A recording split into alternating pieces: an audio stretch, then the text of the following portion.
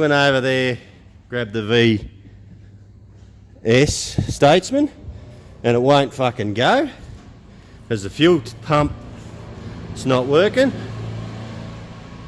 So just let me give it a hit, Trav, then we'll turn the key on. Sometimes I get stuck. Try that. I can hear something now.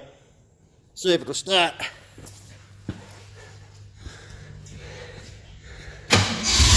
Look at that. That's been sitting there for a few months now. That's a brand new fuel pump that I put in that. So it should be fine.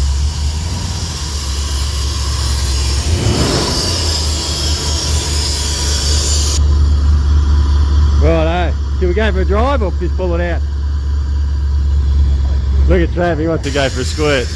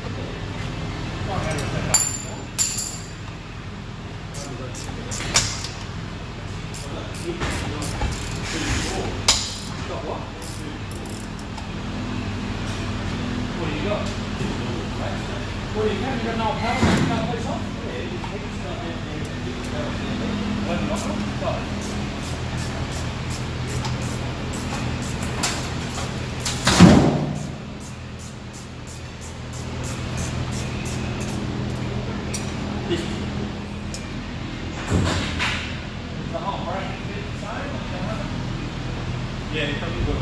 I don't know how sharp to fit, but we'll have to make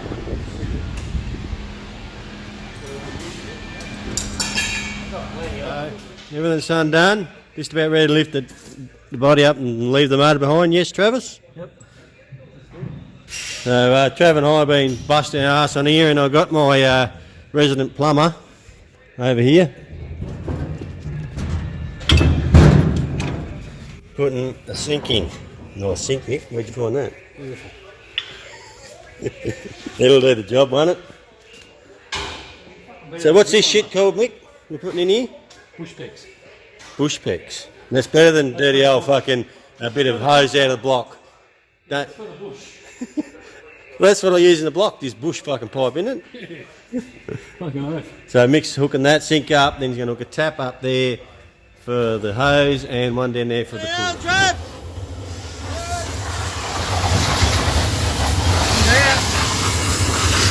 Make it look a bit cleaner.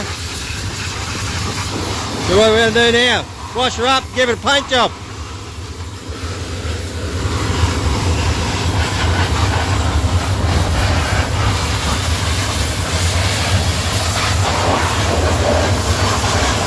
Then we're going to stick a carby on it. Got Trav here in his Tonka toy. He's grading for me. See what he's doing.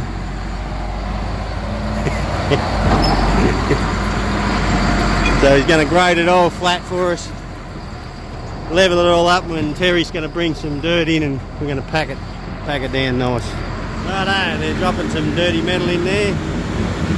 Just going to top it up with some dirty metal. And then they're going to bring some class 4 in and put on top of that. So Terry will smooth all that out.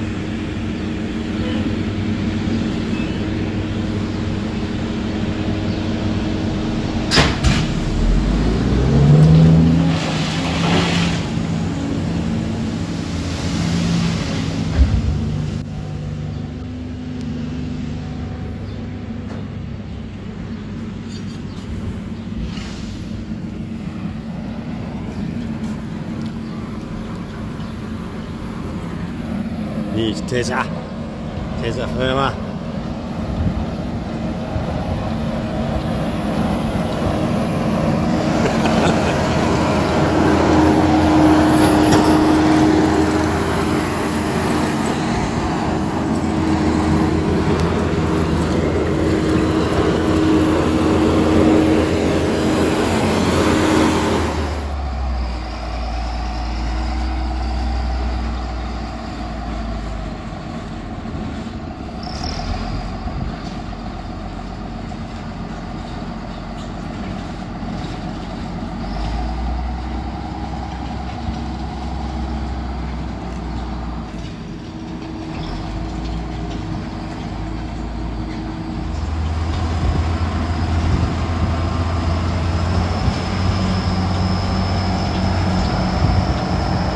Fucking not what you know, eh?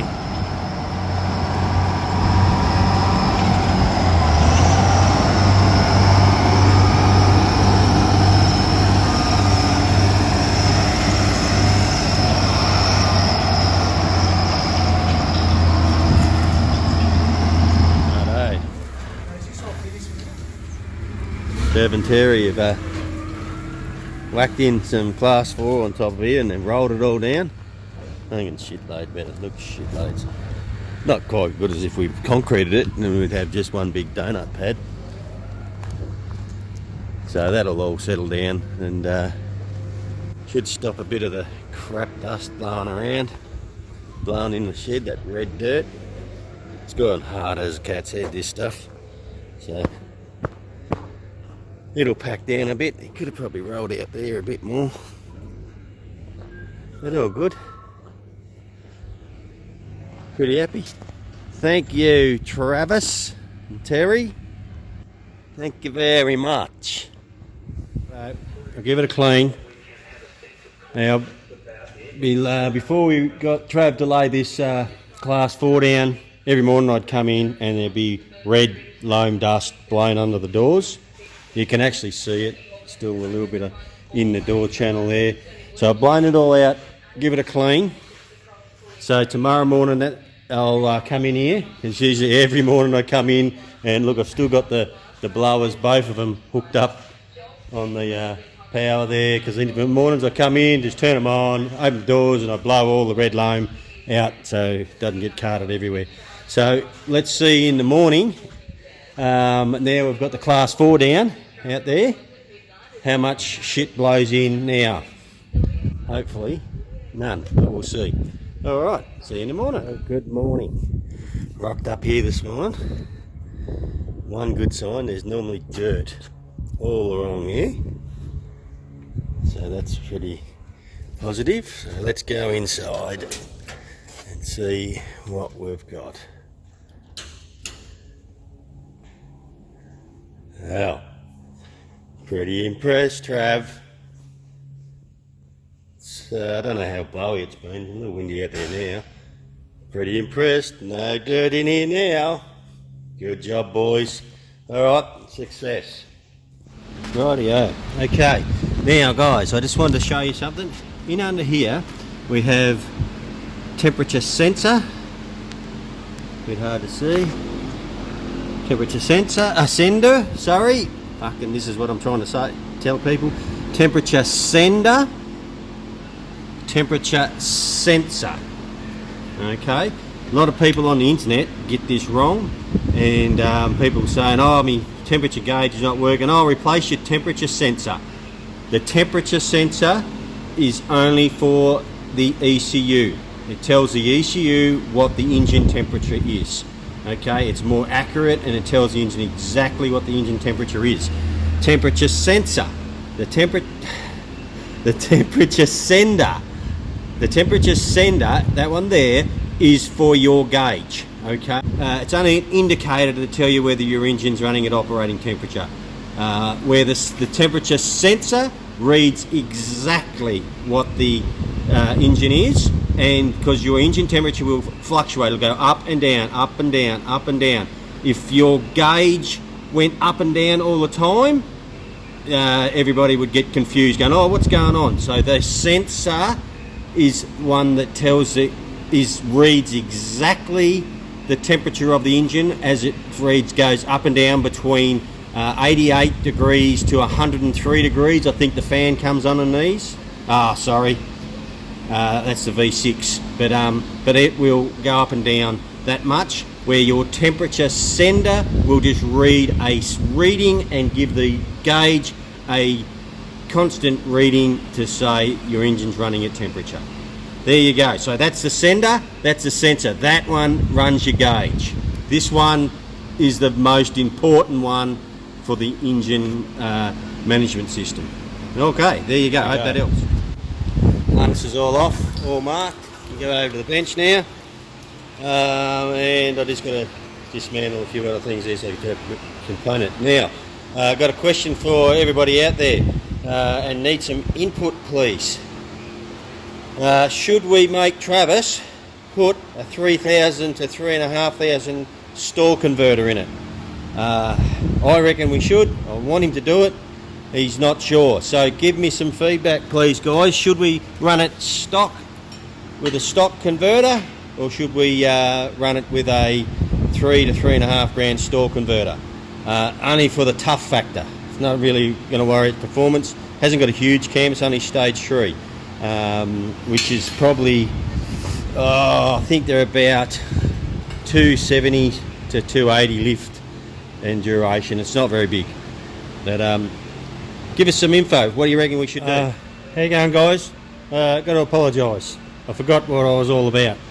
I've got stuck into this 5-litre harness here.